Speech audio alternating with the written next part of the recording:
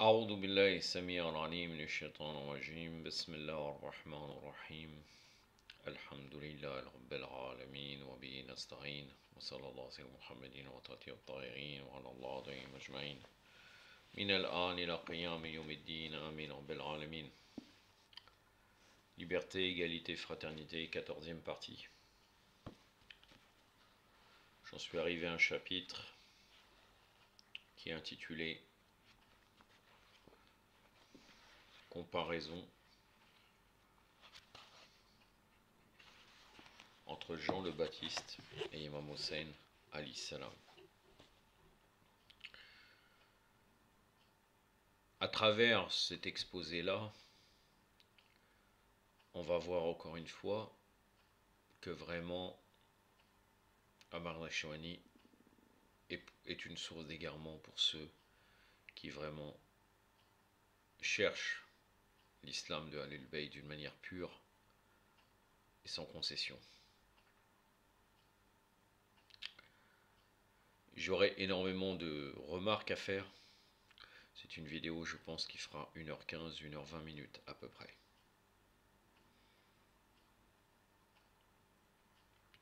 Tout d'abord, il y a toujours plusieurs points à traiter qu'on a déjà parlé d'une manière brève.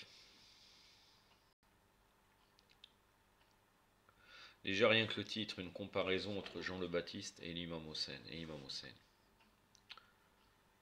Est-ce que nous avons le droit de comparer Ahlul Bayt avec autre, même si c'est un prophète, même si ça serait un prophète de Ulul Azm, Adam, Nour, Ibrahim, Moussa, Isa, alayhum salam ajma'in, wa afdallah salat ala Muhammad wa ali Muhammad.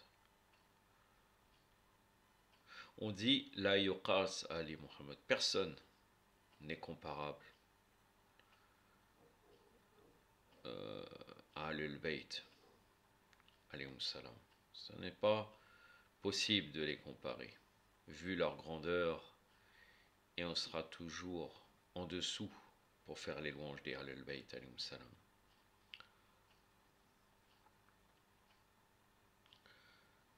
Un deuxième point.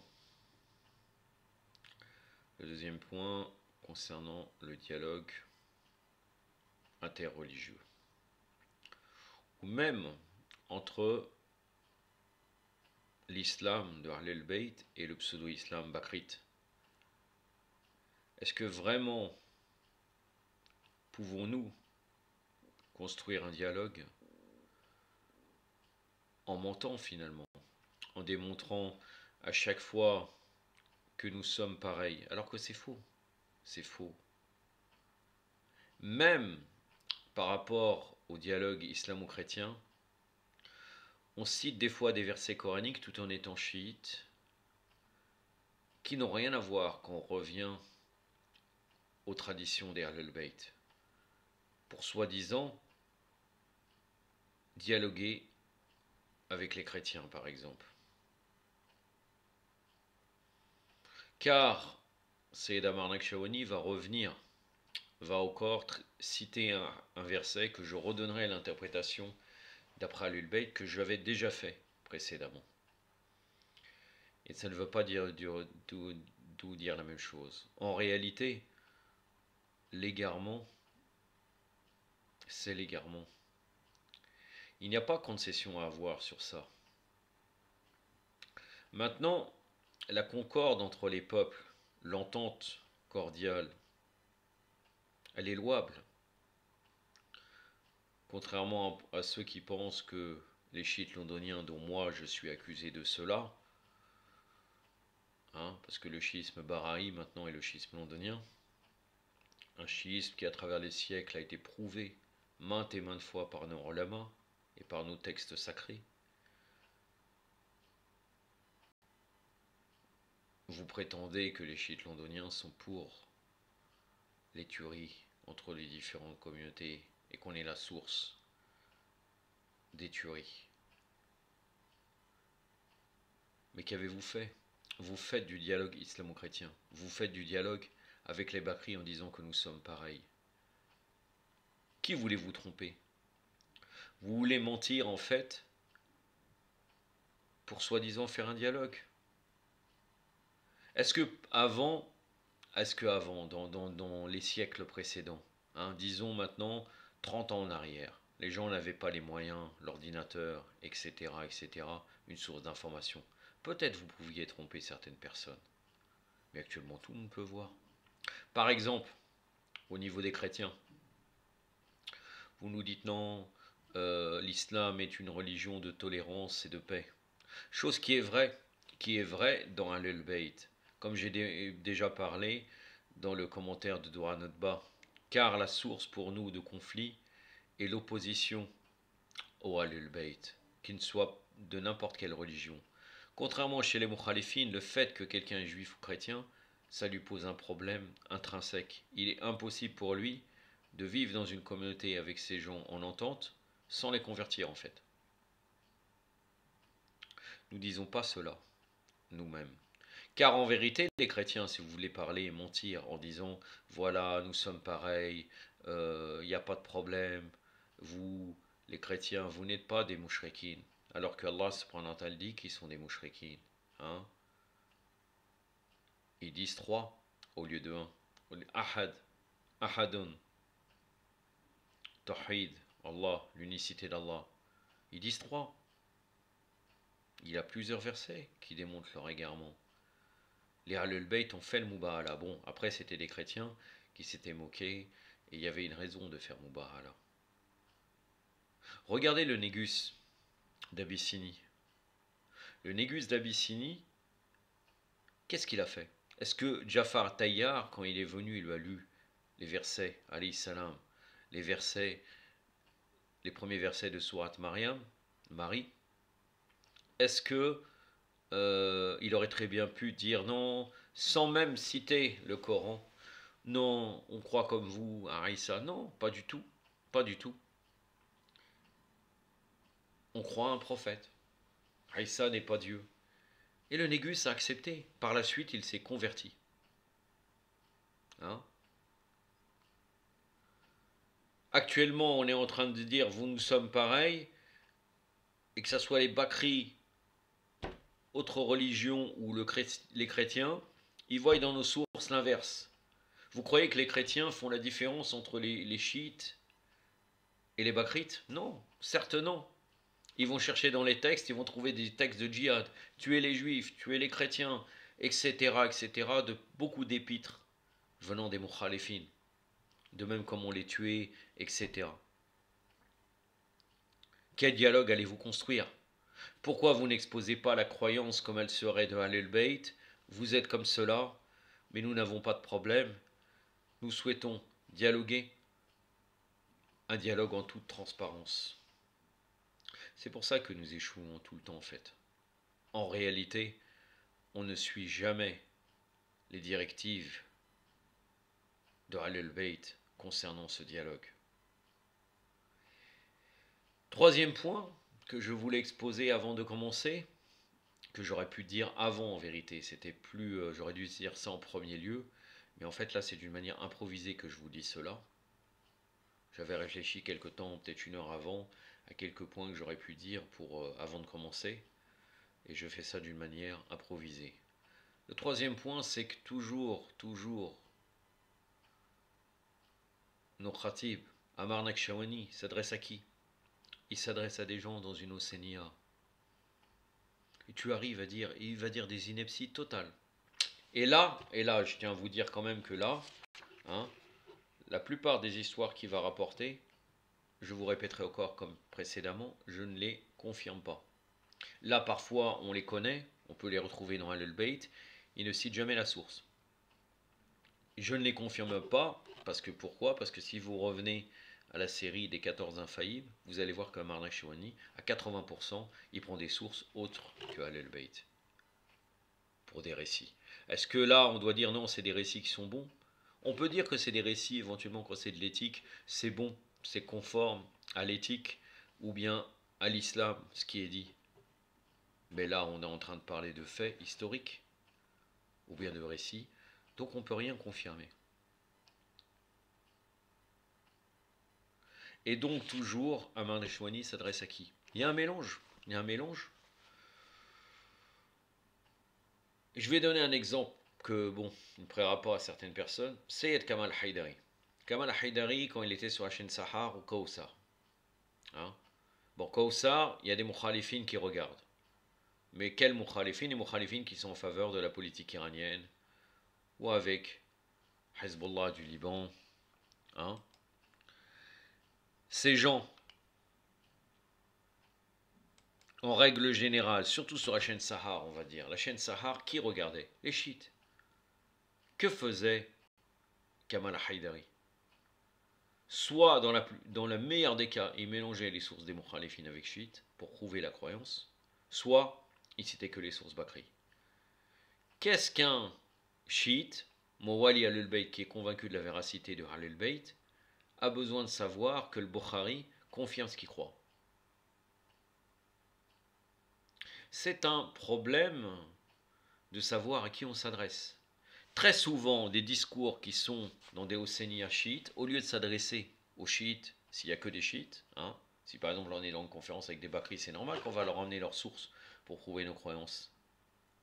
Non, on est obligé, on est entre chiites, peut-être même on sera 5 personnes, 10 personnes, que des chiites, convaincus, et même de l'égarement des mukhalifines, on va citer en fin de compte les sources bakri. Quel est votre problème? Pourquoi on ne se dit pas, là je fais une conférence pour les chrétiens, je leur parle de telle manière sans cacher ma religion. Là je parle aux bakri, donc j'ai un autre discours. Non, on mélange tout en fait. On mélange tout. Vous allez voir. Je vais commencer. Inch'Allah, Bismillah ar-Rahman ar-Rahim.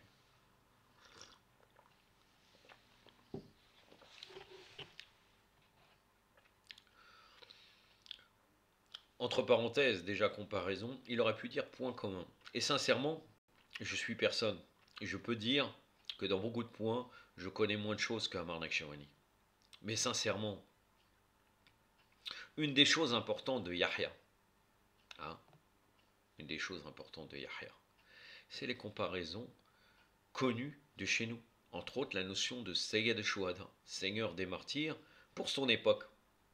Il n'est pas loin, il est loin de ça. Il est loin, et vous allez voir qu'en vérité, le titre s'appelle comme cela, mais il ne parle pas vraiment du prophète Yahya, alayhi wa afdallah salat ala Muhammad wa alihi. Et dans beaucoup de points que vous pouvez connaître, qui existent des points de similitude entre l'imam Hussein et Yahya, vous allez voir qu'il est à côté, il ne le cite pas. Je commence.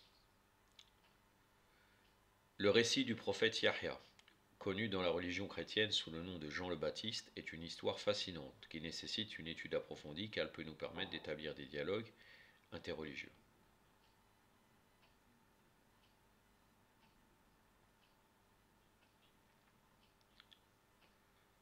Bon, je pourrais dire quelque chose, mais je vais m'arrêter. À vous de comprendre. Il est vital pour les musulmans du XXIe siècle d'encourager les débats religieux, puisque l'islam encourage non seulement l'homme à penser librement, mais également à chercher des dénominateurs communs avec les autres membres de la société. Des dénominateurs communs avec des choses vraies, pas avec des choses qu'on veut tirer en voulant donner, non, une autre interprétation, une interprétation même de versets coraniques uniquement exotériques, et des interprétations qui dans la plupart du temps viennent des mukhalifines, qui n'ont rien à voir avec les commentaires. Le meilleur commentaire de Al-Bayt, c'est le commentaire de Riwai, le commentaire du Coran, Tafsir, avec les Riwayat d'Al-Bayt. Car, on dit, Saqalain, les deux poids qu'il a laissés, le prophète sallallahu alayhi wa sallam a dit, Kitab Allah wa itrati Ahlul Bayt, pas autre chose. Et on prend des versets pour justifier nos théories. Finalement, on fait la même chose que les mutakallimoun à l'époque de Ilm al-Kalam, entre autres à l'époque de l'imam Sa'ad alayhi salam, que les imams ont condamné, que vous retrouverez dans le café une contradiction claire de ce kalam-là, qui n'est pas là pour montrer la véritable doctrine, mais pour justifier nos théories.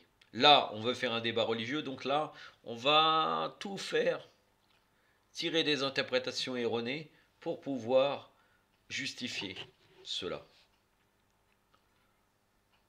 En parcourant les livres d'histoire, on peut se rendre compte que lorsque le prophète Mohammed sallallahu alayhi wa alayhi, Allahumma salli ala Muhammad wa ali Muhammad wa ajal farajahum wa la'anat, a entrepris sa mission, certains membres de l'État islamique n'approuvaient pas forcément ses décisions et ses idéologies. Mais cela n'a pas empêché le prophète de recourir au dialogue et de mettre en avant les similarités pour éventuellement trouver un terrain d'entente. Encore une fois, les véritables similarités, pas les similarités tirées par les cheveux pour pouvoir faire un rapprochement. Car sinon, ce n'est que de l'égarement et on ment aux gens. Et là, c'est pas taqiyya. Mes frères, mes sœurs, c'est pas taqiyya. Taqiyya, quand on est en situation de danger réel. Là, on est en train de dialoguer avec des gens qui sont prêts à dialoguer. Toutefois, avec tous les récits qui ont déjà été mis en avant, on pourrait se dire que les sujets sont maintenant épuisés. Par exemple, nous évoquons très souvent Jésus et Marie dans nos discussions. Donc là, dans quelle discussion? C'est ça qui est étonnant. Franchement, je pense que Marek Chouani fait des conférences ailleurs, hein, surtout qu'il est dans les hautes instances, comme je vous avais parlé précédemment. Mais en tout cas, la plupart du temps, c'est dans Océania. C'est-à-dire que moi, je suis venu pour entendre les récits de Ahlul Bayt que je ne connais pas, la connaissance de Ahlul Bayt, ou bien entendre Jésus et Marie, même si c'est des prophètes. Quel est le plus important? Toutefois, même si ces personnalités sont très importantes, il est vital pour nous de nous intéresser aux autres figures du christianisme qui sont mentionnées en Coran. Là aussi, il y a un problème. Il y a un problème réel. Figure du christianisme. Est-ce que Jésus et Marie sont des figures du christianisme? Non. Ils ne sont pas des figures du christianisme. Allah subhanahu wa ta'ala nous dit sur Ibrahim, Ibrahim n'était ni juif ni chrétien, il était musulman, musulman. Musulman dans le sens soumis à Allah azawajal. Après, dans d'autres interprétations, il y a le wilaya de l'imam Ali alayhi salam. Mais on va dire, on va accorder, voilà, musulman soumis à Allah. Hein? Tawhid. Nobo, la prophétie. Le wilaya. N'Ahlul Bayt. C'est les chrétiens, et le christianisme est une création tardive par rapport à la venue de Isa alayhi salam, il faut quand même le préciser. C'est les chrétiens qui se sont attribués ces personnages. Ces personnages étaient soit des sages, soit des prophètes, alayhi salam. Et pour lui, figure du christianisme. Jésus et Marie, figure du christianisme. Magnifique. Jésus et Marie, figure de l'islam.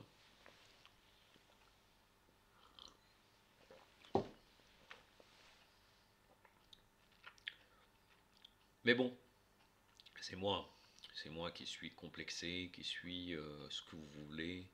Ça va pas du tout, le dialogue, en tout cas. Cela permettrait d'élargir notre champ de vision, d'approfondir nos réflexions et de développer nos connaissances personnelles, ainsi que les dialogues avec la communauté chrétienne. En effet, nous devons garder en tête ce qu'Allah déclare dans le Coran. Dit aux gens du livre, venez à une parole commune entre nous et vous, que nous n'adorions que Allah, sans rien lui associer, et que nous ne prenons point les uns les autres pour seigneurs en dehors d'Allah.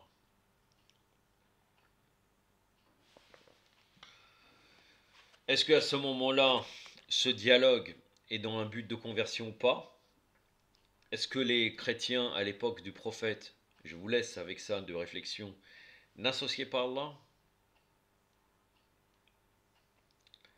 Prenions point les uns et les autres, c'est-à-dire que là c'est un conseil du prophète sallallahu alayhi wa sallam qui leur dit d'après le Coran, les uns les autres pour Seigneur en dehors d'Allah. Quelle était l'attitude à l'époque de l'apostolat du prophète Mohammed sallallahu alayhi wa sallam? Quelle était l'attitude des chrétiens envers les prêtres? En quoi les chrétiens n'associaient pas Allah à cette époque-là, mis à part quelques écoles bien entendu? Donc est-ce que c'était pas dans un but de prédication, ou bien c'était pour faire formuler un dialogue, nous sommes pareils et nous dialoguons, regardez, nous avons ces choses en commun? C'est une question. Et vous allez voir après à travers le verset, qui est là confirmé par Ahlul Bayt, un autre verset, que en réalité, des fois on donne une interprétation en disant on doit respecter plus les chrétiens, etc., que c'est erroné d'après l'interprétation. Souvent on dit regardez, c'est les plus enclins à être touchés par certaines paroles, tout en restant chrétiens. Alors qu'en fait c'est pas vrai. Mais bon.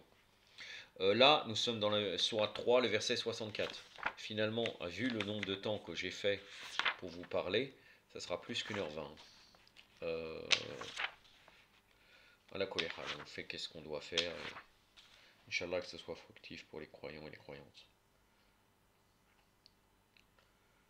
Donc c'est du début du verset, donc Sourate Ali Imran, jusqu'au milieu.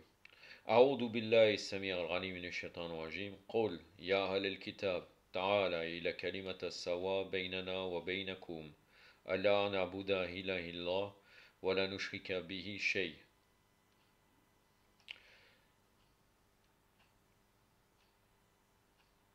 ولا يتحد بعضنا بعض أربابا من دون الله صدق الله العلي العظيم. Lorsque ce verset a été révélé, notre saint prophète sallallahu alayhi wa sallam a demandé à ses compagnons d'écrire des lettres aux différents chefs d'église de la péninsule arabe pour les inviter à en savoir plus sur l'islam, sur la base de la croyance commune en l'existence d'un créateur. Vous voyez, ce verset-là, et j'avais oublié ce qu'avait dit là, c'est tout à fait juste, il est là pour dire maintenant, on écrit à ses dirigeants pour les appeler à se convertir, à croire qu'un seul Dieu. Nous croyons un créateur, mais ne lui donnez pas des associés. Un créateur, vous croyez un créateur, nous croyons un créateur, nous aussi. Ainsi, des lettres ont été envoyées aux chefs des Coptes d'Égypte ainsi qu'au César de Rome pour établir une compréhension mutuelle, sachant que les chrétiens étaient perçus comme étant les plus proches des musulmans. Là, il y a un problème. Normalement, on les invite. Ils viennent dire en savoir plus sur l'islam, donc un but de prédication. Et après, il dit pour établir une compréhension mutuelle. Et là, il cite le verset que je vais vous dire qui pose vraiment problème, car que si on revient au hadith de Al-Bayt, c'est autre chose. Regardez. Tu trouves certes que les plus disposés à aimer les croyants sont ceux qui disent nous sommes chrétiens. C'est qu'il y a parmi eux des prêtres et des moines qui ne s'offrent pas d'orgueil. Et quand ils entendent ce qui a été descendu sur le messager Mohammed, sur le messager, il n'y a pas Mohammed dans le verset. Tu vois leurs yeux débordés de larmes parce qu'ils ont reconnu la vérité. Là, ils ont reconnu la vérité. C'est pas qu'ils sont restés chrétiens. Dans les hadiths de Al-Bayt, ils disent ils se sont convertis à l'islam. Donc c'est pas parce que voilà une compréhension mutuelle, nous restons chrétiens. Parce que très souvent, on utilise, et c'est la Marnakshoni utilise ce verset pour dire voilà, c'est des chrétiens, ils sont plus touchés par ce que dit l'islam, ils restent chrétiens. Mais le verset est en contradiction. Ils ne reconnaissent pas, ils peuvent être touchés, éventuellement respecter les musulmans. Un chrétien de nos jours ne peut pas reconnaître le prophète. S'ils reconnaissent le prophète, sallallahu alayhi wa alayhi, que c'est un prophète, il se doit de se convertir. Car pour eux, Aïssa alayhi salam annonce la venue de l'heure, annonce qu'après lui, il n'y a rien. Il y a Dajjal qui va venir, et le Messie, c'est eux, c'est lui, qui était promis. Pour eux, le prophète Mohammed sallallahu alayhi wa sallam est un faux prophète. Donc là, ils entendent, et ils débordent de larmes parce qu'ils ont reconnu la vérité. Ils se sont convertis. Surat al-Maïda, Surat donc numéro 5, versets 82 et 83.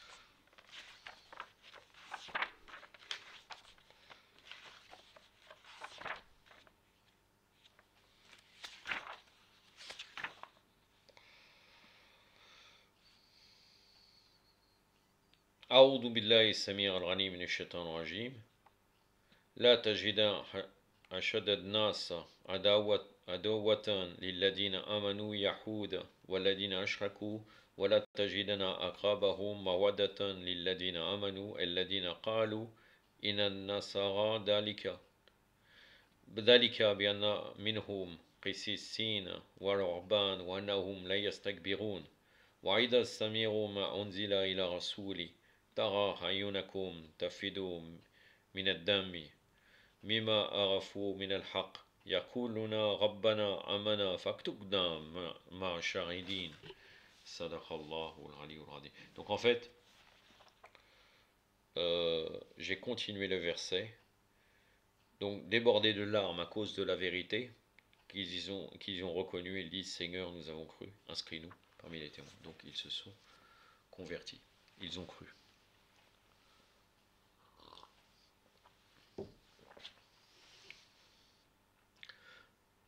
À travers ce verset, Allah nous fait comprendre que plus nous engagerons des discussions avec nos frères chrétiens, et plus leur compréhension de l'islam s'accroîtra. Nos frères chrétiens, là on parle des frères en création.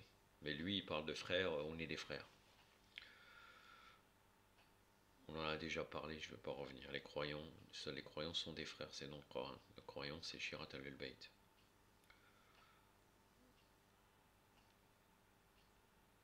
Là, le but c'est pas leur compréhension, le but c'est de les convertir. Si on leur parle comme cela,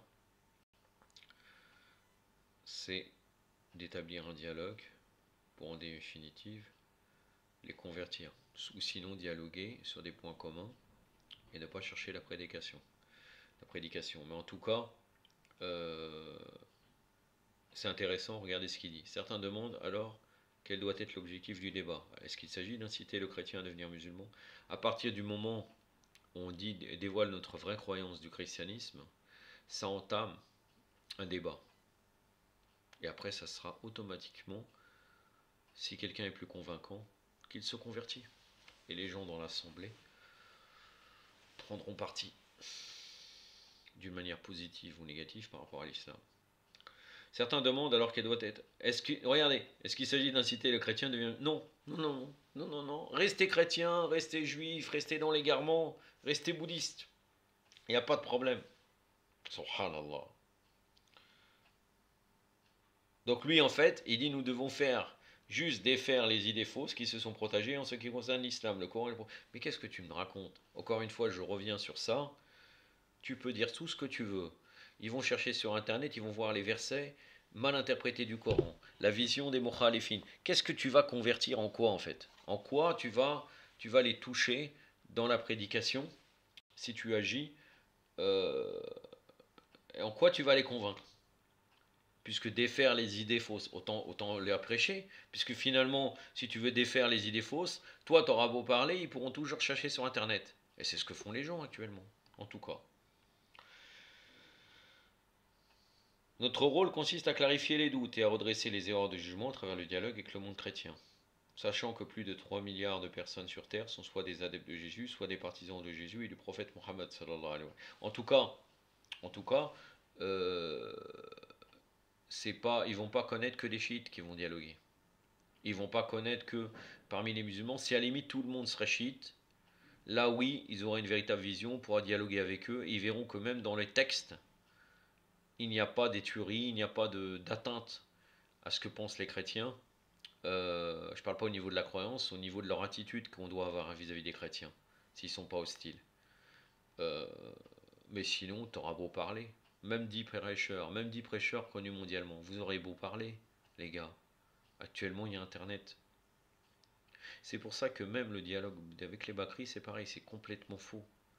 Complètement faux, car en réalité, on peut souhaiter l'unité pour lutter contre les ennemis de l'islam sans aucun doute, mais de rabaisser notre croyance alors que tout le monde peut les trouver. Actuellement, tout peut être trouvé.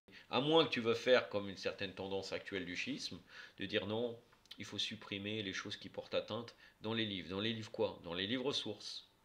Détruire le patrimoine des livres anciens, personne ne l'a fait en fait. Il n'y a que des fous, certains fous qui se prétendent chiites, qui veulent détruire le patrimoine, sous prétexte qu'on toucherait aux personnes sacrées des mukhalifin, à la colère. Prenons le cas de Wahhab al-Kalbi. Quelques semaines avant le déroulement de la tragédie de Karbala, il était chrétien, mais après avoir rencontré Imam Hossein, il a décidé de se convertir. Les discours d'Imam Hossein au cours de son trajet vers Karbala n'étaient pas uniquement islamiques. Il a surtout mis en avant des principes universels qui sont communs à l'islam et aux chrétiens. Très étonnant. Très étonnant. Imam Hossein s'est adressé pratiquement qu'à que des musulmans. Vous pouvez rechercher les gens avec qui il a prêché, qu'il a rencontrés sur la route. Il y avait qui? Il y avait des musulmans, partisans éventuellement des Omeyyades, de Muawiyah, de Yazid, ou des gens qui étaient neutres. Et comme quoi, non, il était en train de faire un dialogue. C'est ridicule. Il a surtout mis en avant des principes universels qui sont communs à l'islam et au christianisme. Oui, quand il parle de la liberté, de refuser l'oppression et tout ça, c'est clair sur ça. Mais d'une manière globale, quoi qu'il arrive, il n'était pas dans un but d'exposer des principes universels. Il était but d'exposer la vérité. S'il y a des points communs avec le christianisme, il n'y a pas de problème. De ce fait, Wahab al-Kalbi fut impressionné par les propos d'Imam Hussein et décida alors d'adhérer à sa cause. Pour cette raison, à travers le récit de Jean le Baptiste, je souhaite renforcer la connexion qui existe entre l'islam et le christianisme à travers 4 points. Premièrement, qui était Jean le Baptiste? Pourquoi est-il connu dans la sphère chrétienne en tant que Baptiste? Comment le Coran décrit-il ce personnage? Pour quelles raisons s'est-il opposé au souverain de son époque? Deuxièmement, quels sont les autres chrétiens qui sont cités dans le Coran et qui ont été persécutés à cause de leur croyance au message de Jésus? Troisièmement, quelle relation le prophète Mohammed a-t-il entretenu avec les chrétiens de Médine et en quoi différait-elle de celle avec les chrétiens de la Mecque? Quatrièmement, pourquoi Imam Hussein a-t-il régulièrement évoqué le récit de Jean le Baptiste au cours de son trajet vers Karbala? Et pourquoi Jaber ibn Abdel al-Ansari a-t-il mentionné Jean le Baptiste dans la Ziyarat Arba'in d'Imam Hussein? Comme nous l'avons expliqué précédemment, Jean le Baptiste occupe une place prépondérante non seulement dans le christianisme, mais également dans l'islam. Selon le christianisme, il est celui qui a baptisé Jésus sur les rives du Jourdain. Le baptême est une pratique qui existe toujours et elle prend différentes formes. Le baptisé est soit aspergé avec de l'eau, soit immergé dans une certaine quantité d'eau, et le baptême peut tout aussi bien être accompli sur l'enfant que sur l'adulte. Ainsi Jean le Baptiste est à l'origine de ce procédé, et selon la théologie chrétienne, il est celui qui prédit l'avènement de Jésus-Christ, le Messie sauveur de l'humanité. J'avais des choses à dire sur le baptême, mais franchement, ça serait une autre fois, sinon vraiment, on va rester, ça va être très très long, trop trop long.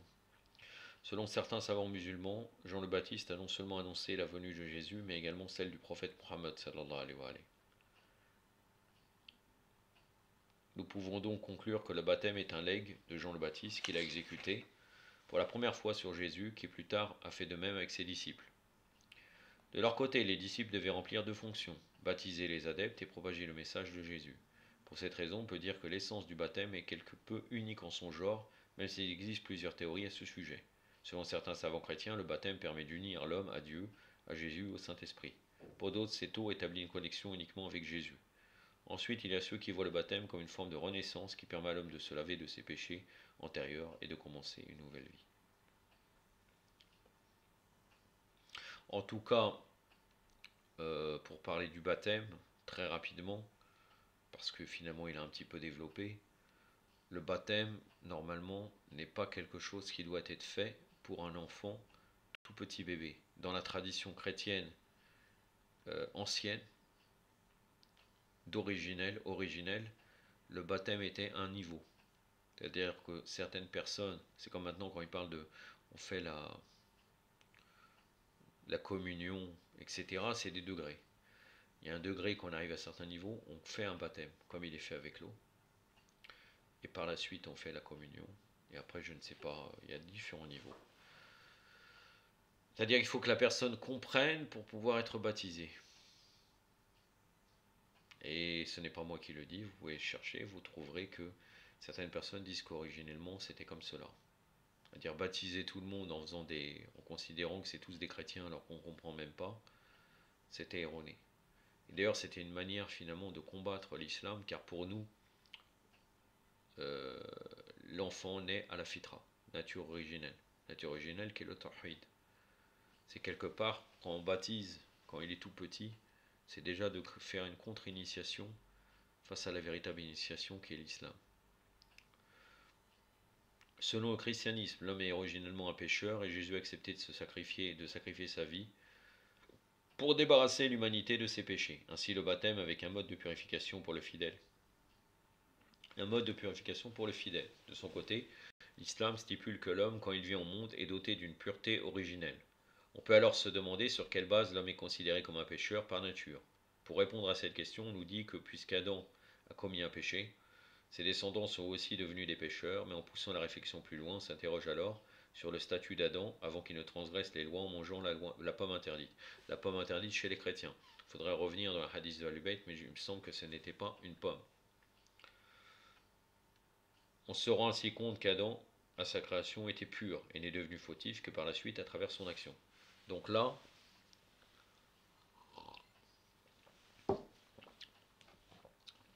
on va faire une petite parenthèse. Volume 14 du Califat.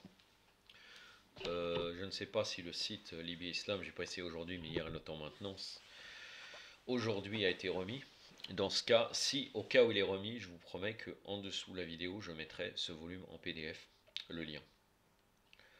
Et vous pouvez retrouver ce que je dis dans la biographie de l'imam Reda alayhi salam. Imam Reda alayhi salam, il a discuté avec Al-Marmoun. Et c'est ce dialogue avec Al-Marmoun, c'est surtout sur beaucoup de versets coraniques, pour répondre à certaines équivoques qu'il y aurait dans le Coran si on le lit d'une manière extérieure. Et entre autres, il ne faut pas oublier quand même que normalement, on dit que Adam, alayhi salam, n'aurait pas péché, hein, selon la version commune répétée par les musulmans, car Adam, alayhi salam, est un infaillible. Voyons ce que dit l'imam Reda, alayhi salam. Donc la question de l'Marmoun et l'Abbasi,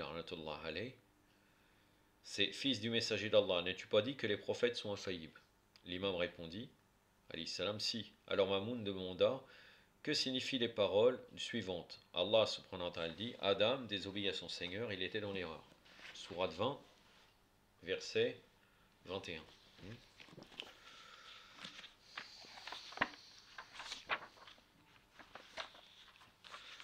La sourate 20, c'est la sourate Taha.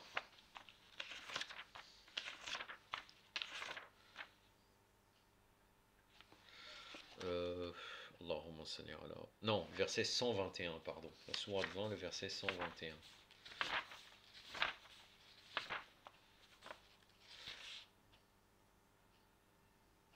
Voilà. La fin du verset, c'est: Adam désobéit à son Seigneur, se priva du nom d'Allah Azzawajal. أعوذ بالله السميع العليم من الشيطان الرجيم وعسى آدم ربه فغوى صدق الله العلي العظيم. Donc que répond l'imam Reda face à cette équivoque?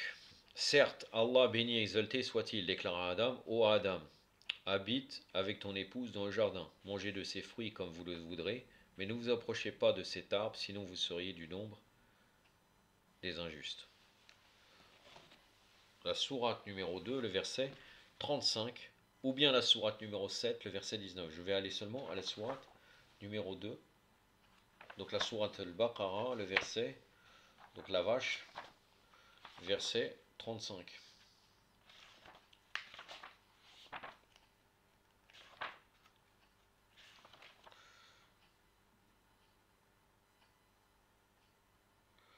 Donc là c'est tout le verset. A'udhu billahi sami'al alim minash shaitanir rajim. Wa qulna ya Adam uskunu wa anta wa zawjuka jannata wa kulla min al-ragatan haythu sittuma wa la taqraba hadihi shajarata fatakuna min ad-dhalimin. Sadaqallahu al-aliyyul azim. Il ne leur avait pas dit: ne mangez pas de cet arbre ou de ses pareils. D'après que vous faites très attention. Ils n'approchèrent pas l'arbre, ni mangèrent de lui, mais mangèrent d'autres que lui. Donc il leur a dit: n'approchez pas. Il n'aura pas dit: ne mangez pas. Lorsque le démon les tenta et dit: votre Seigneur vous a ainsi interdit cet arbre pour vous empêcher de devenir des anges ou d'être immortels. Il leur jura: je suis pour vous un conseiller digne de confiance. La sourate numéro 7, versets 20 et 21. Il faut bien comprendre aussi que Adam, alayhi salam, et Hawa, alayhi salam, n'avaient pas de notion de mensonge. Ils ne comprennent pas. Ils sont dans un paradis. Ça n'existe pas. Donc quand Shaitan leur parle, ils les croient. Il leur dit, pour les bien les tromper, il leur dit: je suis un conseiller digne de confiance.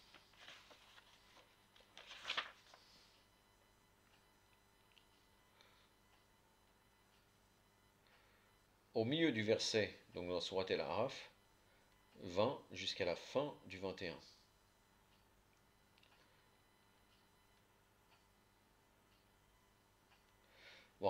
أعوذ بالله السميع العليم من الشيطان الرجيم وقال منحكما ربكما أن عدي الشجرة إلى أن تكون ملكين وتكون من الخالدين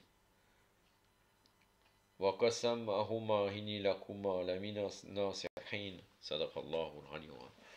Donc il leur dit, je suis pour vous un conseiller digne de confiance. Adam et Ève n'avaient jamais connu auparavant quelqu'un qui jurait par Allah d'une manière autant fausse. En conséquence, il les fit tomber par sa séduction. Donc la sourate numéro 7, le verset 22. Le début du verset. A'udhu billahi samir al-alim minash shaitanir rajim. Faladahuma birurin.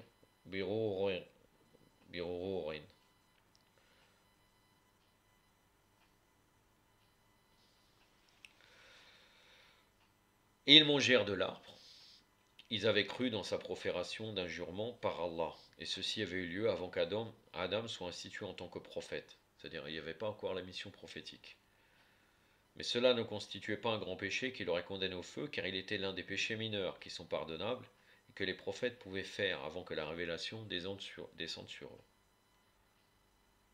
Lorsque Allah les choisit et en fit un prophète, il devint infaillible totalement, pas comme cela, et interdit de commission de tout péché, majeur ou mineur.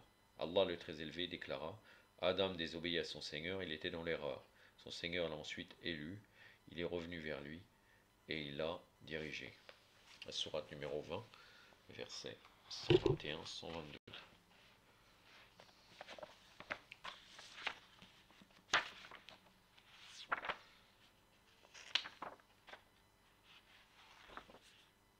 Ça veut dire que un prophète qui n'a pas encore eu la mission prophétique, c'est un péché mineur, il peut éventuellement tomber. Après, il y a des degrés dans la prophétie, dans l'infaillibilité. D'après ce que dit l'imam.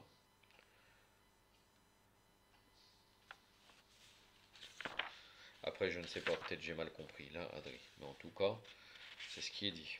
Regardez.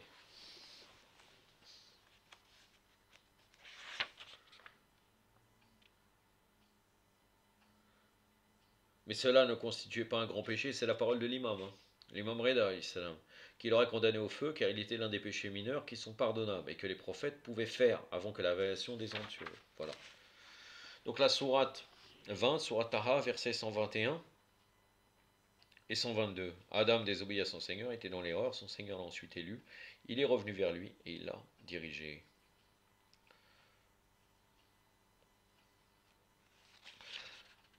Vers la fin du verset 121 jusqu'à 122, la fin du verset 122.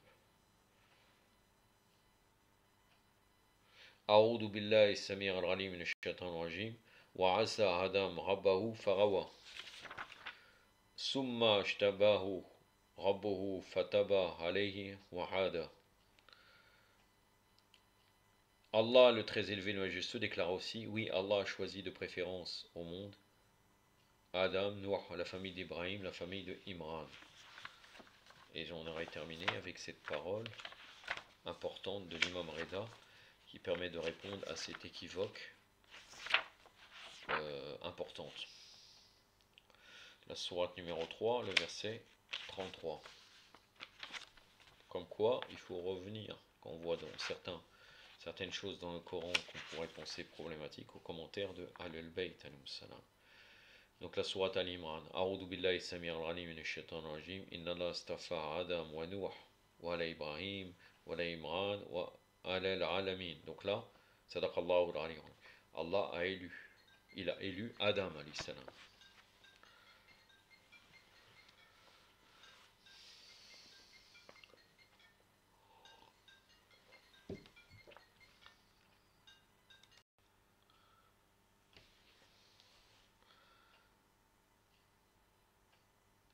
Donc on continue avec ce que dit Sayyida Marnakshawani.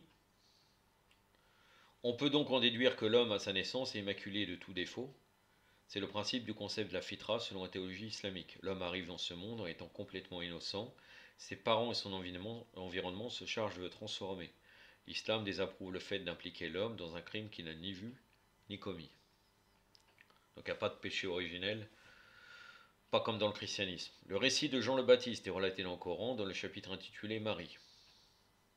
Son père, donc la sourate numéro 19, son père était le prophète Zacharie alayhi salam. et sa mère s'appelait Élisabeth. Ce couple menait une vie paisible et prospère, mais il n'arrivait pas à avoir d'enfants, et cela souligne le fait qu'une progéniture constitue un bienfait de la part d'Allah. Il y a ceux qui ne peuvent pas avoir d'enfants, et il y a ceux qui ont plusieurs, mais qui n'ont pas conscience de leur chance et de la valeur de cette grâce d'Allah. Bien sûr, encore une fois, est-ce qu'on doit faire un très grand nombre d'enfants, vu la difficulté actuellement pour les éduquer? Est-ce que Allah subhanahu wa ta'ala nous dit, quand il nous dit faites des enfants, prospérez, reproduisez-vous en nombre, ça existe? Enfin, c'est pas Allah subhanahu wa ta'ala, c'est le prophète sallallahu alayhi wa sallam. Est-ce que c'est seulement la quantité? Car de nos jours, c'est très difficile d'éduquer des enfants dans ce monde dissolu. Les hadiths nous racontent que le prophète Zacharie alayhi salam avait dépassé la centaine et son épouse avait atteint 90 ans, une phase où il est impossible pour l'être humain de procréer. D'après le Coran, le prophète Zacharie alayhi wa afdallah salat ala Muhammad wa ali Muhammad était inquiet du fait qu'après sa mort, ses biens seraient hérités par ses cousins. Comme nous le savons, les lois sur la succession stipulent que les prochains sur la liste des ayants droit, après les descendants directs, sont les cousins. La raison pour laquelle le prophète Zacharie ne souhaitait pas voir sa fortune atterrir chez sa famille était que celle-ci n'était pas religieuse. C'est d'ailleurs pour cette raison que le prophète Mohammed sallallahu alayhi wa sallam a déclaré dans un de ses hadiths: celui qui quitte ce monde sans avoir laissé de testament derrière lui meurt dans un état d'ignorance. C'est pourquoi cela, parce qu'il est de notre devoir de nous soucier du sort des fonds que l'on laisse derrière soi. Ils ne doivent pas tomber entre des mains qui en feraient mauvais usage. Le prophète Zacharie alayhi salam implora alors le Seigneur en ces termes: accorde-moi de ta part un descendant qui hérite de moi et hérite de la famille de Jacob. Sourate 19, versets 5 à 6.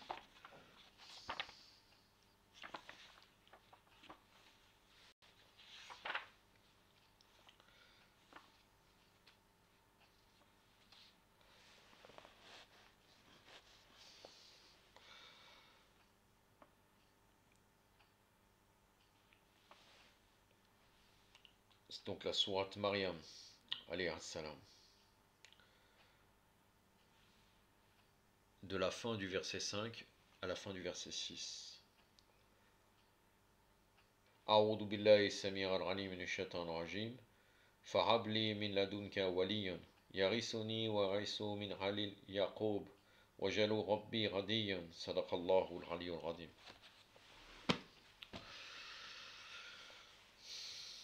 Ces versets ont été cités par Fatima az-Zahra alayhi salam en réponse au premier calife. Le premier calife, c'est l'imam Ali. Oh, tu n'as pas compris encore ça. Le premier calife, donc Abu Bakr, en réponse à, car khalifa, c'est une fonction spirituelle, est une fonction élue divinement.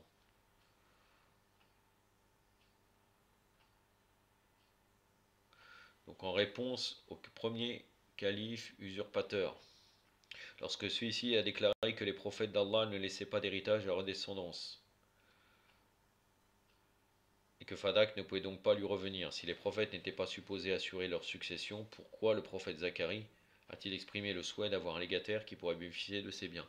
Là, pour moi, c'est bien, il relate Fadak, mais sincèrement, c'est un peu une digression qui n'était pas forcément lieu d'être. Ala kulli hal. Elle a également mentionné d'autres versets pour le Tabarruk, pour Fatima az-Zahra alayhi salam. En plus, c'est aujourd'hui son jour, c'est la naissance de Fatima az-Zahra alayhi salam aujourd'hui. Asadallah yamakoum, je profite de cette occasion. Mes félicitations pour sa naissance. Donc là, et Salomon hérita de David. Donc le verset numéro 16. A'udhu billahi samir al-ghani min ash-shaytan ar-rajim. Wa arisa Suleyman et Daoud. Donc, Surat al-Naml, Surat les fourmis, Surat 27, le verset numéro 16, le début du verset. Elle a mentionné d'autres versets aussi, au fils une part équivalente à celle des deux filles. La Surat numéro 4, le verset 11. Je continue puisque je m'étais dit que j'allais vous citer tous les versets qui sont dedans. C'est exposé, il y en a beaucoup, mais bon.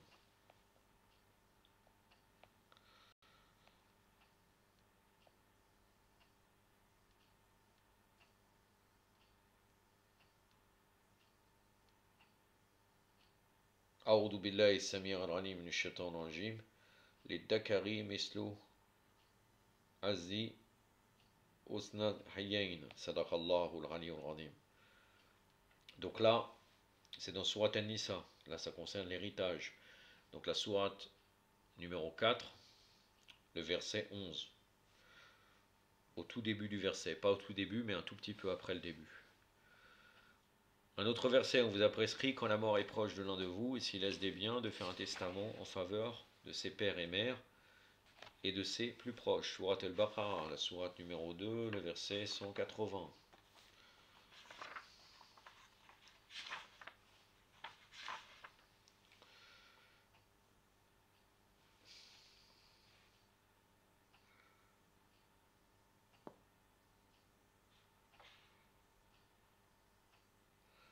أعوذ بالله السميع العليم من الشيطان الرجيم كتب عليكم إذا حضر أحدكم الموت إن ذكر خيرا وصية لوالدين والأقربين صدق الله العلي العظيم. Du début du verset jusqu'au 2 tiers. Cependant, ceux qui sont liés par la parenté ont priorité les uns envers les autres d'après le livre d'Allah, sourate numéro 8, verset 75.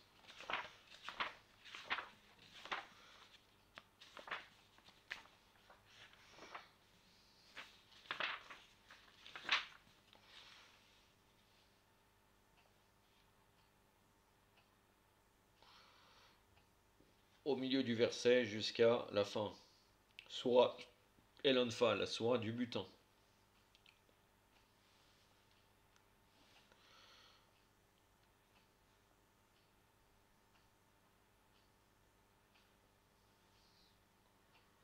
أعوذ بالله السميع العليم من الشيطان الرجيم وأولو الأرحام بعضهم أولى بالبعض في كتاب الله صدق الله العلي العظيم.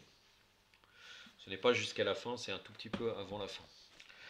La base de tous ces versets qui ont été mis en avant étant l'inquiétude du prophète Zacharie concernant le devenir de son legs et son invocation auprès d'Allah pour qu'il lui octroie un successeur.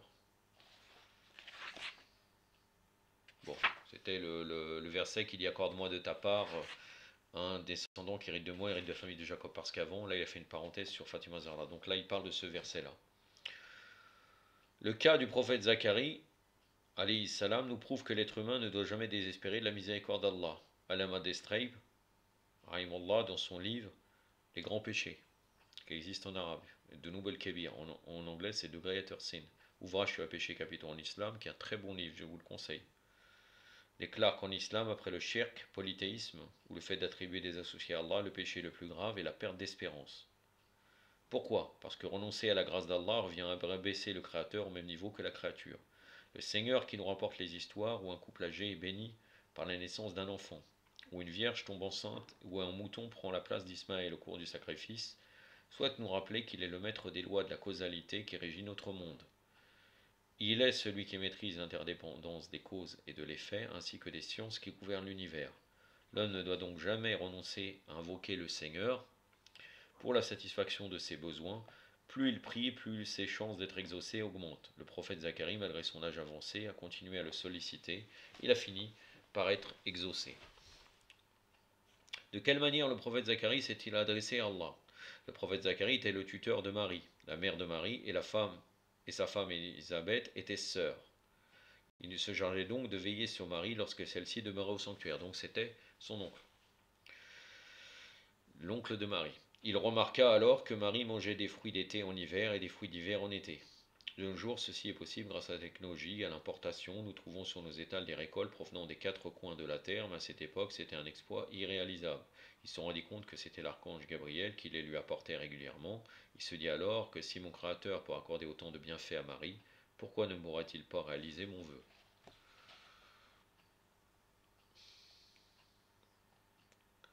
Le Coran nous dit qu'il se plaça à l'endroit exact où Marie recevait sa nourriture pour prier. Ceci explique le fait que nous essayons nous aussi, lorsque l'occasion se présente, de nous mettre aux emplacements où des personnes pieuses ont invoqué le Seigneur pour accomplir nos prières. Ça, effectivement, et c'est très bien de l'avoir dit. Et c'est une chose que C'est une chose que personnellement, j'ai pas fait attention quand j'ai vu que, je me rappelle pas quel verset, mais là il dit que c'est le Coran qui dit comme quoi il s'est placé à l'emplacement où elle avait cette nourriture, ce lieu de baraka. Le prophète Zacharie aurait pu prier de chez lui, puisqu'une invocation peut être récitée de partout. Mais il a choisi ce coin particulier parce que ces lieux dégagent une aura sacrée. Allah ne rejette jamais ceux qui sont sincères et lui fit savoir la bonne nouvelle. Ô Zacharie, nous t'annonçons la bonne nouvelle d'un fils. Son nom sera Yahya, Jean. Nous ne lui avons pas donné auparavant d'homonyme. Sourate 19, le verset numéro 7. Donc la sourate Marie toujours. أعوذ بالله السميع العليم من الشيطان الرجيم يا زكريا إنا نبشرك بالغلام اسمه يحيى لم نجل له من قبل سميعا صدق الله العلي العظيم.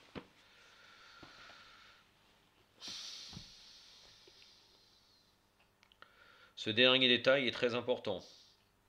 C'était la première fois que le pronom Yahya ou Jean a été utilisé. Il a été plus tard adopté par un des disciples de Jésus. Comme nous le savons tous, Jésus avait 12 disciples et l'un d'entre eux s'appelait Jean. Et ceci provoque parfois une confusion parce que le récit de ce deuxième Jean est également cité dans le Coran, dans le chapitre Yassine. Quand nous envoyâmes 2 envoyés qu'ils traitèrent de menteurs, nous l'enforçâmes alors par un troisième. Ça, c'est l'interprétation. Il faut revenir au hadith de Ahlul Bayt. Ce qu'il dit là, je ne le confirme pas. Est-ce que c'est vraiment Yahya, le disciple de Jean, qui est cité dans le Coran, quand on dit nous envoyâmes 2 envoyés qu'ils traitèrent de menteurs, nous enforçâmes alors par un troisième? Je ne sais pas. Sourate 36, verset 14. Donc la sourate Yassine.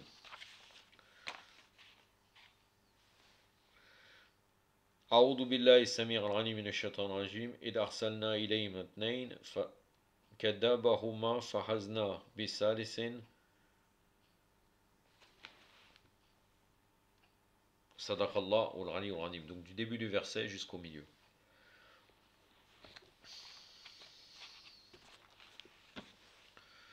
D'après le Coran, donc d'après ce que dit Amar Nakshawani, le prophète Isa alayhi salam a dépêché 2 de ses apôtres, Jean et Jonah, vers Antioche, ou Antakya en arabe. Parce que là, il n'est pas précisé que ça a à voir avec Isa alayhi salam dans ce verset. D'une manière générale, de toute façon, c'est pas si important. Il a envoyé 2 envoyés, et il nous relate le récit comme il est cité dans Surat Yassine. C'est le récit en soi, 2 personnes qui font tablir en fait. Il fait tablir, et puis les gens par la suite ne l'acceptent pas.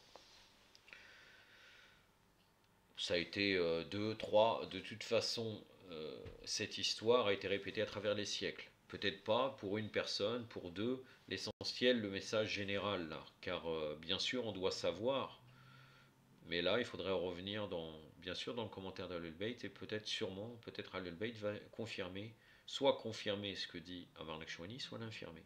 Parce que lui est influencé beaucoup par d'autres sources que les sources de Ahlul Bayt. Les 2 apôtres à l'entrée d'Antakya rencontrèrent un berger à qui ils exposèrent le message de Jésus. Le berger exigea d'eux une preuve pouvant établir leur relation avec le prophète Isa. Ils lui expliquèrent alors qu'il était en mesure, comme lui, de guérir les lépreux, de redonner la vue aux aveugles, de ranimer les morts. Le berger leur parla alors de son fils malade et leur demanda de le soigner, afin qu'il puisse leur accorder sa confiance. Ils se rendirent donc auprès de l'enfant malade pour accomplir le miracle promis, ce qui entraîna la conversion de quelques habitants de la ville. À l'origine, les membres de cette cité étaient principalement des adorateurs d'idoles. Leur rite consistait à fabriquer et à vénérer des statues de bois à l'effigie d'anges. Le roi ne fut pas content en apprenant la venue de ces 2 hommes et ordonna leur arrestation. Le Coran nous dit qu'un troisième disciple fut alors envoyé pour venir en aide aux 2 premiers. Qui était-il? Il s'agissait de Simon, toujours d'après ce que dit Amar Nakshawani. Le prophète Isa alayhi salam lui avait donné l'ordre de cacher sa véritable identité au roi. Il devait se rapprocher de ceux-ci afin de trouver une stratégie pour la libération de ses compagnons. Après avoir réussi à se familiariser avec le roi, il osa lui poser la question quant à la raison de leur emprisonnement. Le roi lui expliqua qu'il leur reprochait de prétendre réussir à guérir les malades. Simon demanda alors au roi si ses idoles étaient capables d'accomplir un tel prodige. Le roi reconnut alors que ces idoles n'étaient même pas capables de parler, et que si il encourageait son peuple à les aduler, c'était uniquement pour pouvoir la servir et assurer ainsi la stabilité de son pouvoir. Souvent les religions polythéistes sont issues d'un assujettissement politique de la masse populaire. L'intelligence de l'homme devrait l'empêcher d'adorer ce qui peut se briser ou ce qui peut se créer. Simon suggéra alors au roi de vérifier si les deux hommes étaient réellement en mesure de soigner les malades. Les deux prisonniers ont réussi à faire leur preuve devant le roi, mais ils avaient très peu de partisans pour les soutenir, et seul un homme osa défendre leur cause. Et au bout de la ville, un homme va en toute hâte et il dit: Ô mon peuple, suivez les messagers. Là, je viens de voir, là, je viens de me rappeler qu'en fin de compte, là, il cite Habib ibn Najjar. L'histoire de Habib ibn Najjar est comme cela.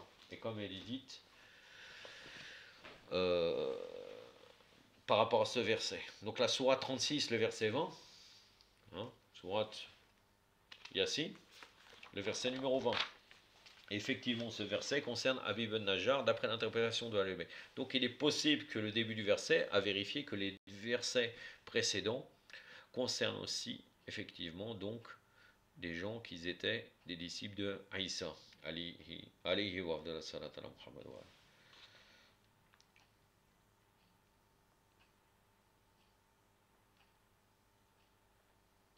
Et entre parenthèses, cette personne-là, dans des interprétations de Al-Bayt, d'explications de Taqiyya, cette personne-là dans la ville était quelqu'un qui faisait Taqiyya. Et quand il a vu que ces gens représentaient la vérité, il a dévoilé sa croyance par rapport à tous les autres gens qui étaient mécréants. أعوذ بالله السميع العليم من الشيطان الرجيم وجاء من أقصى مدينة رجل يسعى قال يا قوم اتبعوا المرسلين صدق الله العلي العظيم. Il s'agissait de Habib ibn Najjar qui fut ainsi lynché et tué par la population. Donc il n'y a pas de taqiyya, il n'y a pas de taqiyya face à la défense de la vérité.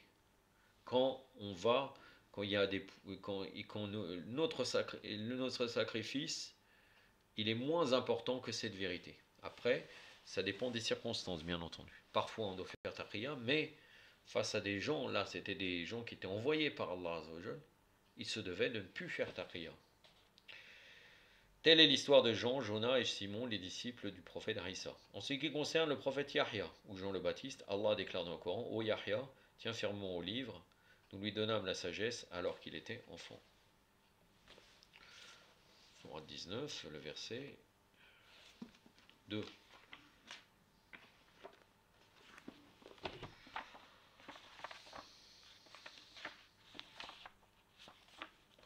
La sourate Maryam, toujours. Le verset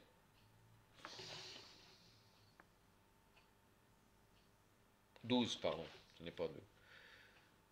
أعوذ بالله السميع العليم من الشيطان الرجيم يا يحيى خذ الكتاب بالقوة وآتيناه حكما سبيا صدق الله العلي العظيم. Ce verset est essentiel pour nous parce qu'il nous montre qu'Allah peut accorder la sagesse à l'être humain à n'importe quel moment de sa vie. Il n'y a pas une tranche d'âge précise pour acquérir le bon sens. Le mot utilisé dans le verset qui nous intéresse est enfant. C'est-à-dire que le prophète Yahya n'avait même pas encore atteint l'adolescence. Le prophète Zacharie raconte qu'une fois le prophète Yahya, qui n'avait alors que 10 ans, n'était pas rentré chez lui pendant plusieurs jours. Inquiet, il décida d'aller le retrouver. Les 2 premiers jours de recherche furent infructueux et le 3e jour, il le découvrit au cimetière en train de pleurer. Le prophète Zacharie fut étonné de le voir dans cet état et lui demanda ce qui le chagrinait à ce point. Le prophète Yahya répondit: Ô mon père, comment pourrais-je ne pas pleurer? Vous m'avez toujours dit qu'entre le ciel et la terre, la distance n'est que d'un empan. Mais il est plus préférable pour l'homme de pleurer au cours de sa vie sur terre plutôt que de pleurer le jour du jugement dernier, par peur et par amour pour Allah. Notez la beauté de ces paroles. On ne doit donc pas douter du fait que si Allah souhaite nous bénir d'un caractère noble et vertueux, cela lui est possible. Encore une fois, est-ce que cette histoire est vraie? Je ne sais pas. En tout cas, on raconte même qu'à l'âge où il est au courant d'être préoccupé par les jeux et les réjouissances, il occupait son temps à prier, à invoquer Allah, aider son prochain et à nourrir les animaux. Il faisait attention à ne pas manger exagérément afin de ne pas oublier qu'il y avait des gens autour de lui qui vivaient dans la pauvreté et qui n'avaient pas toujours de quoi se remplir le ventre. Certains se demandent comment est-ce que notre 9e imam, Mohammed Taqi al-Jawad, pouvait être aussi savant à un si jeune âge. Oui, ça concerne encore les gens qui n'ont pas eu connaissance et n'ont pas vraiment compris la grandeur des imams. Sinon, on ne se pose pas cette question. Ala kulli hal. Le verset précité nous montre qu'il n'y a rien d'étonnant à cela. Si Allah a pu accorder la connaissance au prophète Yahya, pourquoi ne pourrait-il pas en faire de même avec un descendant du prophète Mohammed sallallahu alayhi wa sallam? L'événement le plus marquant de l'existence du prophète Yahya était sa protestation contre les agissements du souverain de son époque, et pour cela, il est exécuté de la même manière qu'Imam Hossein alayhi salam. Que s'est-il passé exactement? Il existe plusieurs versions concernant l'histoire de sa mise à mort. Selon la version la plus connue, il a vécu sous le règne du roi Hérode. Ce dernier fréquentait une femme et lorsque celle-ci atteint un certain âge, elle finit par s'inquiéter de ne plus pouvoir bénéficier des faveurs de la royauté. Pour assurer ses arrières, elle échafauda un plan. À chaque fois qu'elle venait au palais, elle amenait avec elle sa fille réputée à travers le pays pour sa beauté. Son but était d'attiser l'intérêt du roi pour sa fille. Au cours de ses premières visites, elle ne réussit pas à attirer l'attention du souverain. Toutefois, un jour où sa mère l'avait particulièrement bien parée, il finit par remarquer la jeune fille. En apprenant qu'il s'agissait de la fille de sa favorite, il détourna le regard. Celle-ci lui demanda alors ce qui l'empêchait d'épouser sa fille.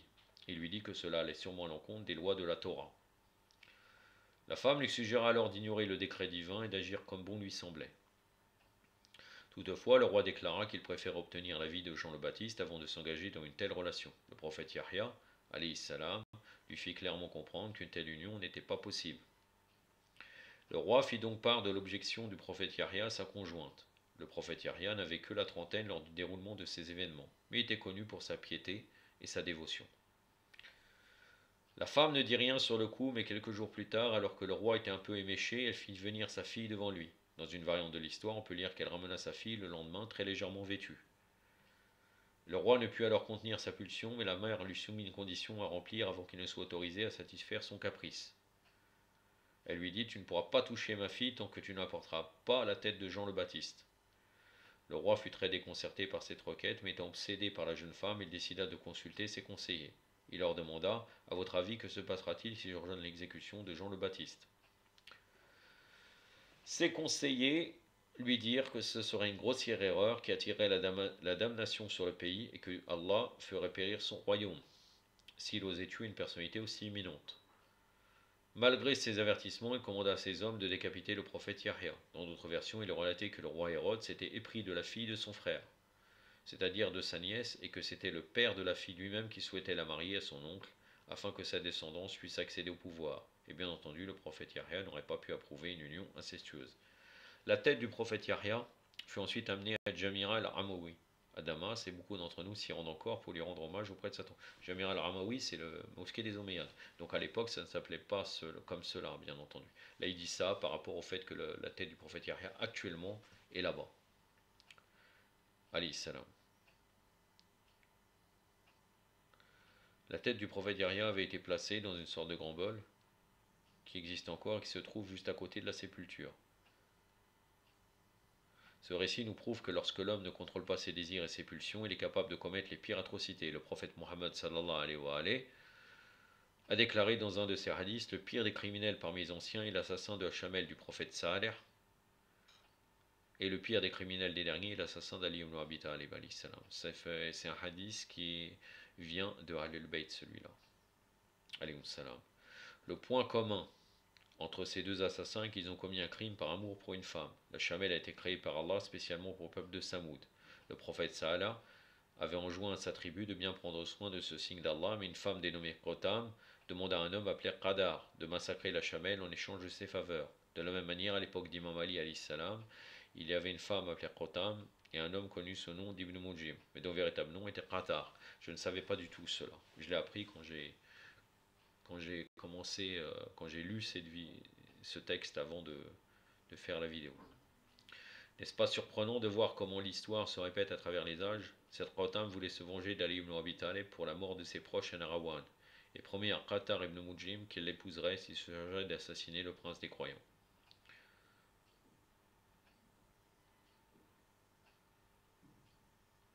De la même manière, le prophète Yahya a été égorgé à cause de la passion du roi pour une femme, et cette histoire a été mise en avant dans le Coran pour nous faire comprendre que ceux qui ont été persécutés pour leur croyance et leur foi en Dieu doivent être honorés et remémorée d'année en année. Est-ce que Jean le Baptiste est la seule figure chrétienne? La figure chrétienne. Jean le Baptiste n'est pas un chrétien. Mais bon, c'est eux qui s'attribuent cela. Encore une fois, je reviens sur cette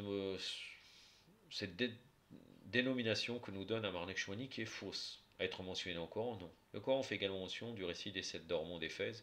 Éphèse, selon eux. Est-ce que les 7 dormants, d'après les hadiths de Al-Bayt et d'après les connaissances qu'on a actuellement sur l'histoire, est-ce que le tombeau est à Éphèse? Je ne sais pas.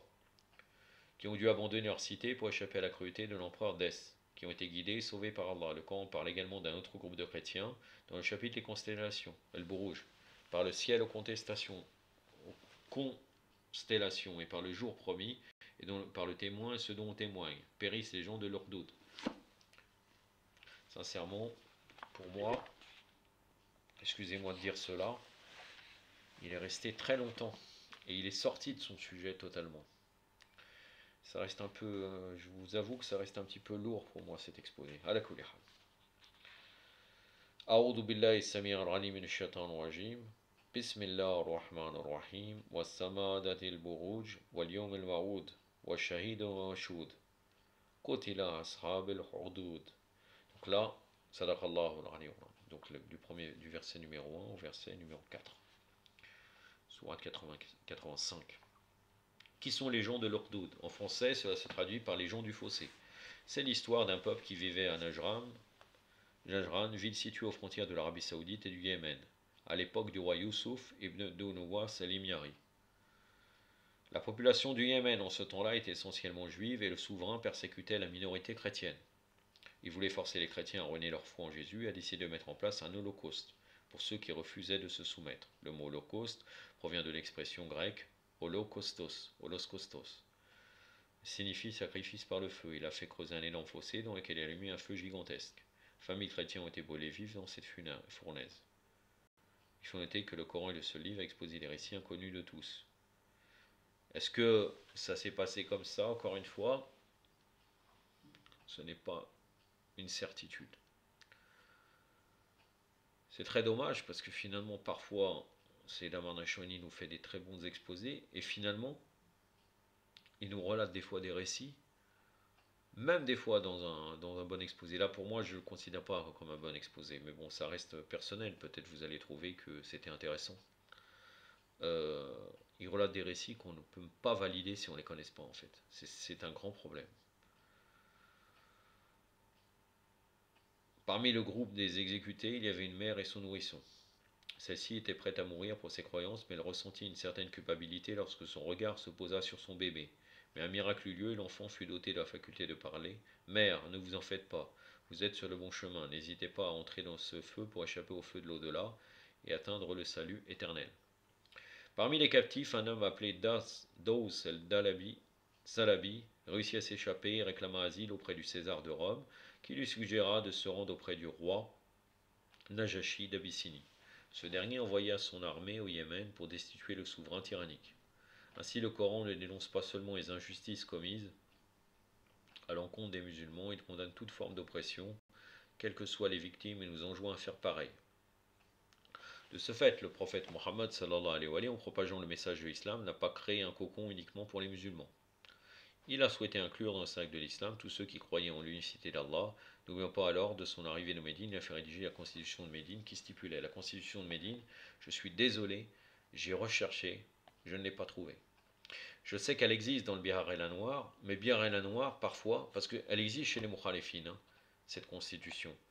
Bihar el Anwar, même il rapporte des fois des hadiths qui viennent de Bukhari, Aïcha et tout. Il a regroupé tout. Vous pouvez vérifier dans le Bihar el Anwar, vous allez retrouver des hadiths, entre autres le moment de la mission prophétique, qui viennent des Mukhalifines. Clairement. Mis à part Bihar el Anwar, je ne connais pas de référence qui cite la constitution de Médine, sauf chez les Mukhalifines. En tout cas, on va continuer dans son exposé, ça prouve encore une fois la problématique de Amarnek Chouani. Les juifs et les chrétiens auront le droit de pratiquer leur religion en toute liberté, tout comme les musulmans, et leurs lieux de culte seront protégés. Si un musulman fait du mal à un non-musulman, il sera puni par l'État islamique et vice-versa. S'il se produit un désaccord entre un musulman et un non-musulman, le prophète Mohammed sallallahu alayhi wa sallam, chef de l'État islamique, servira d'arbitre et tentera de trouver un accord entre les parties. De toute façon, ça, c'est des vérités qui font partie de la justice de l'islam. n'est pas contradictoire. L'objectif de cette constitution n'était pas de mettre à mal les partisans des autres religions comme certains musulmans le font aujourd'hui, mais de créer un environnement libre, paisible et juste pour toute la communauté médinoise. C'est pour cela que lorsque le prophète a fondé l'État islamique à la Mecque, les premiers chrétiens à se tourner vers lui étaient ceux de Najran. Ils se sont présentés à lui lors d'événements de Mubahala. À cette époque, il y avait dans cette zone environ 40 000 chrétiens répartis dans 73 communes. Il y avait même leur propre Kaaba qu'on appelait Kaaba Najran, qui était un lieu cultuel très fréquenté. Les touristes venant de toutes parts pour visiter leur église leur permettaient de réaliser une entrée d'argent de 200 000 dinars. 200 000 dinars, c'est dinars or. C'est énorme.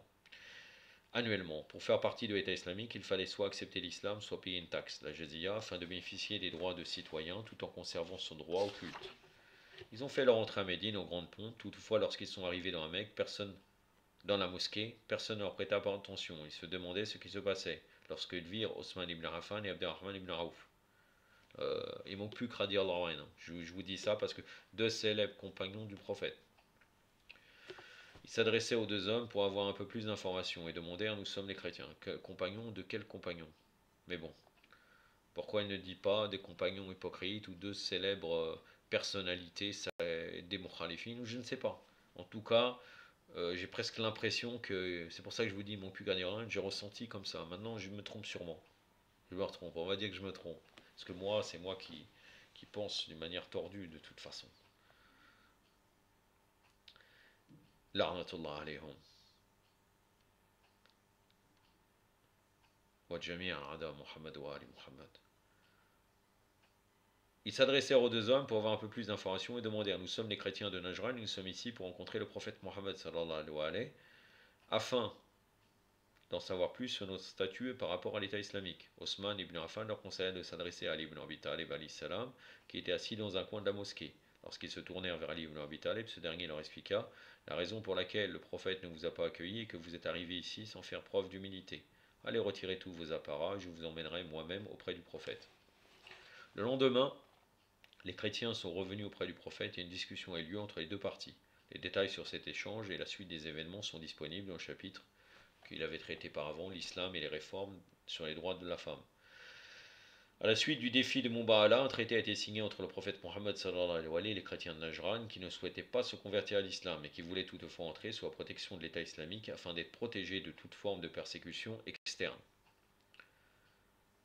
Ali ibn Abi Talib a été chargé de rédiger les clauses de l'accord dictées par le prophète. Il est important de noter qu'Ali ibn Abi Talib a toujours été sur le devant de la scène politique de l'islam du temps du prophète Mohammed sallallahu alayhi wa sallam. Malgré cela, il y a certains qui osent prétendre qu'Ali ibn Abi Talib était incomparable sur le plan spirituel, mais qu'il était inapte pour gérer l'État islamique. Le prophète Mohammed sallallahu alayhi wa sallam l'a toujours gardé à ses côtés afin de le former pour prendre la relève après lui. Quelle était la modalité du traité? Les chrétiens de Najran vivront paisiblement sous la protection de l'État islamique. Ils ne sont pas tenus de défendre l'État islamique en cas d'invasion ou d'attaque. Les musulmans ont toutefois l'obligation de les protéger. Les chrétiens de Najran paieront une taxe à l'État islamique qui consiste à donner des vêtements pour les pauvres au cours du mois de Safar et de Ramadan.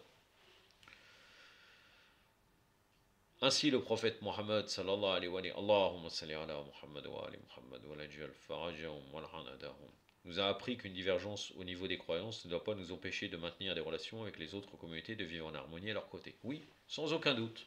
Sur ça, il n'y a pas de problème. Il n'y a personne qui est contre cela. Même les chiites londoniens que vous accusez continuellement, il n'y a pas de problème. Tout le monde dit qu'une divergence au niveau des croyances ne doit pas empêcher de maintenir des relations avec les autres communautés, de vivre en harmonie à leur côté, bien sûr. S'ils ne sont pas hostiles, il n'y a aucun problème. Ali ibn Abi Talib avait la même façon de voir les choses. Un jour, il était avec ses compagnons lorsqu'ils passèrent près d'une église. L'un des compagnons déclara: je me demande combien de personnes ont accompli du shirk dans cette église. Imam Ali salam a dit alors: moi je pense à tous ceux qui invoquaient Allah dans cet endroit. Moi je connais cette histoire, mais je pense qu'il serait intéressant de savoir exactement où ça a été cité. En tout cas, notez la différence sur la perception. Alors que l'un a mis le doigt sur un aspect pouvant provoquer une dissension, l'imam Ali salam de son côté a cherché à mettre en évidence une qualité pouvant entraîner un rapprochement. De la même manière, l'imam Hossein salam s'est remémoré le récit de Jean-Baptiste en raison de certaines similarités. C'est-à-dire, c'est comme si l'imam Hossein salam, dans ses faits, il était là pour faire un dialogue islamo-chrétien. Alors qu'il était dans le combat contre Yazid, il lui pense au dialogue. Car pourquoi je dis ça, hein, parce qu'une qualité pouvant entraîner un rapprochement, et tout de suite après, il enchaîne cette idée. Certaines similarités, leur principe, l'aspect tragique de leur existence et leur lutte contre les abus du pouvoir en place. Jabir ibn Abdullah Ansari, dans la Zirat al-Arba'in, a déclaré: J'atteste que vous avez traversé les mêmes épreuves que votre frère Yahya ibn Zakaria. Entre autres, Yahya ibn Zakaria, il ne le cite pas, il fait partie des. Il a été qualifié de seigneur des martyrs pour son époque, comme d'ailleurs Hamza ibn Abdel Muttalib, alayhi salam. Cette association est due au fait qu'il existe 6 points communs entre Abu Abdallah el Hussein et Jean le Baptiste. Imam Hussein et Jean le Baptiste sont tous les deux nés à 6 mois de grossesse. Un jour, le second calife, voilà, il va encore faire une longue discrétion, donc un jour, Omar ibn al-Khattab, apprit qu'une femme avait donné naissance au bout de 6 mois de grossesse. Il ordonna alors son exécution. Quand Imam Ali alayhi salam fut mis au courant de l'affaire, il intervint et voulut savoir pourquoi la femme en question était ainsi condamnée. L'usurpateur, le khalife usurpateur, déclara: Cette femme prétend que sa grossesse n'a duré que 6 mois. Elle a sûrement commis un acte répréhensible. Elle doit donc être punie. Ali ibn Abi Talib clarifia alors la situation. Dans le Coran, dans un des versets, Allah stipule que la période d'allaitement doit durer 24 mois. Ça, c'est intéressant. La période d'allaitement doit durer 24 mois, et dans un autre verset, il est mentionné qu'elle peut s'étendre à 30 mois. Cette différence s'explique par le fait que certains enfants naissent prématurément, et pour ces derniers, on est autorisé à prolonger la période de sevrage. Elle n'a donc commis aucun acte illégal, sa période de grossesse était juste moins longue que la moyenne. La femme fut alors relâchée. Ils ont tous les deux reçu un prénom qui n'a jamais été octroyé à qui que ce soit avant eux. Nous avons déjà vu tout à l'heure qu'Allah ordonna au prophète Zacharie de nommer son fils Yahya, donc qui n'avait jamais été utilisé auparavant. De la même manière, le prénom Hossein n'avait jamais été attribué à un enfant avant la naissance d'Aba Abdallah, alayhi salam. Pour ce qui est de son grand frère, le nom Hassan existait déjà, mais c'est le nom d'une certaine montagne en Arabie. Une personne n'avait pas encore été nommée ainsi avant l'imam Hassan, alayhi salam. Ils ont tous les deux désapprouvé le comportement du souverain de leur époque. Abu Abdallah alayhi salam n'a pas fléchi face aux exigences de Yazid, le tyran et le débauché qui souhaitait détruire l'islam. Après la tragédie de Karbala, Yazid a exposé la tête d'Imam Hossein dans son palais et se mit à jouer avec ses dents devant la petite Soukaïna, alayhi salam. Puis il déclara: J'aurais aimé que mes ancêtres du temps de Badr fussent présents aujourd'hui pour être témoins de ma réussite. Hachem, qui sont les Hachem? Ils ne convoitaient que le pouvoir, il n'y avait pas de révélation. Ils ont tous les deux été décapités et leurs têtes ont été exhibées devant le public dans le palais des dictateurs à Damas. La tête de Jean le Baptiste a été envoyée à Jami al-Amawi et Abu Abdallah, avant sa mort, dit à Abdallah ibn Omar ibn al-Khattab: Jean le Baptiste a été tué à cause d'un adultère et ma tête sera tranchée par l'homme qui a les mêmes mœurs que l'assassin de Jean le Baptiste. À la mort de Jean Baptiste, le ciel devint rouge. De la même manière, le ciel à Karbala était rouge le jour d'Ashura. Enfin, le plus important, le prophète Yahya a été vengé par 70 000 guerriers. Une fois que le prophète Yahya a été tué, le sang n'arrêtait plus de jaillir de sa dépouille. Les assassins ont tenté à plusieurs reprises d'arrêter ou de cacher le flux en versant une grande quantité de sable pour enfouir le corps du prophète, mais sans succès. En apprenant cela, le roi de Babylone, Barktoum Nasr, décida d'envahir la Palestine pour punir les criminels, et c'est ainsi que le sang s'arrêta afin de couler. Donc on peut déduire que le roi de Babylone était un chrétien, et il a compris que pour pouvoir faire que le sang s'arrête de couler, il faut qu'il fasse cette action. De la même manière, dans un des hadiths, le prophète Mohammed sallallahu alayhi wa a déclaré: Le sang de mon petit-fils sera vengé par 70 000 soldats. Là, vous allez voir, c'est-à-dire que là, il faut qu'il le mette au goût du jour avec Mortar al-Sakhafi. Aucune preuve. Pour moi, ce n'est pas une preuve. Notre sujet n'est pas Mortar al-Sakhafi, mais en tout cas, que dit-il, Amar Nechani? Mortar al-Sakhafi a vengé le meurtre d'Abu Abdallah, il avait pris avec lui 18 000 hommes. Mais là, bien sûr, 70 000 hommes. C'était 70 000 guerriers pour le prophète Yahya, mais là, 70 000 hommes, il faut obligatoirement le coller à Mortar al-Sakhafi. Donc on dit, mais le nombre 70 000 mentionné dans le hadith, c'est une symbolique pour souligner sa grandeur de la cause. Qu'est-ce qu'on en sait? Je ne sais pas, mais il faut à tout prix. Qui nous dit que cette vengeance de l'imam Hossein, et c'est connu, que le vengeur véritable de l'imam Hossein, c'est l'imam al-Hujja, al-Faraja, qui nous dit que ça ne fait pas référence à lui? Mais bon. Toutefois, lorsque Mortar al-Sakhafi a attrapé les bourreaux d'Abu Abdallah et de ses partisans, il ne savait pas ce qui s'était exactement passé dans les plaines de Karbala. Mortar était en prison lors du déroulement de la tragédie de Karbala. Il avait travaillé pour son beau-père qui était gouverneur de Koufa. Et lorsqu'Ibn Ziyad est arrivé au pouvoir, il a destitué le beau-père et a fait enfermer Mortar pour avoir aidé Muslim ibn Aqil et Ali ibn au roi. En sortant de sa géole, Mortar déclara: Je serai un menteur si je ne tue pas un par un les assassins d'Abu Abdallah et Hussein alayhi salam. Mortar prit son temps pour retrouver tous les coupables. Et ce n'est qu'en découvrant ce que chacun d'eux avait fait qu'on peut comprendre ce que Soukaina a dû traverser. Mortar demanda aux captifs de décrire le rôle qu'ils avaient joué à Karbala et les crimes auxquels ils avaient pris part. L'un d'eux a dit alors: J'ai tranché la main droite d'Abu Fadl al-Abbas lorsqu'il était en train de retourner du fleuve de l'Euphrate. Un autre déclara: Je suis celui qui a coupé la main gauche d'Abu Fadl al-Abbas. Puis lorsque Mortar s'adressa à un certain Ormala ibn al-Kahil, ce dernier dit: Le jour d'Ashura, j'ai tiré 7 flèches vers le camp d'Abu Abdallah. 4 d'entre elles ont atteint leur cible, 3 autres sont parties de travers. La première flèche atterrit dans l'œil droit d'Abu Fadl al-Abbas. J'ai également tué Abdullah ibn Hassan. Abdullah était le fils d'Imam Hassan alayhi salam, il n'avait que 11 ans à Karbala. Lorsque le corps d'Imam Hussein gisait à terre couvert de flèches, l'enfant vit un homme s'avancer pour frapper la tête de son oncle. Il courut vers le corps de celui-ci pour le protéger et empêcher les hommes de mutiler le corps du défunt. Omar ibn Saad donna l'ordre à Ormala d'achever l'enfant, et celui-ci n'hésita pas une seule seconde à exécuter l'ordre. Puis Ormala continua: Je suis celui qui a tiré sur le petit Ali Asrar de 6 mois. Abu Abdallah avait amené son nourrisson pour nous demander de lui donner de l'eau. Il nous disait que l'enfant était innocent et qu'il n'avait rien à voir dans le conflit qu'il opposait à Yazid. Il a même posé sur le sable brûlant du désert et s'est éloigné pour nous prouver qu'il n'avait pas l'intention de profiter de l'occasion pour étancher sa propre soif. Les soldats commencèrent à pleurer. Omar ibn Saad avait peur de les voir se retourner contre lui. Alors il m'ordonna de tirer. La flèche que j'ai utilisée à ce moment-là était celle que j'emploie à l'habitude pour abattre un chameau. Ya Allah.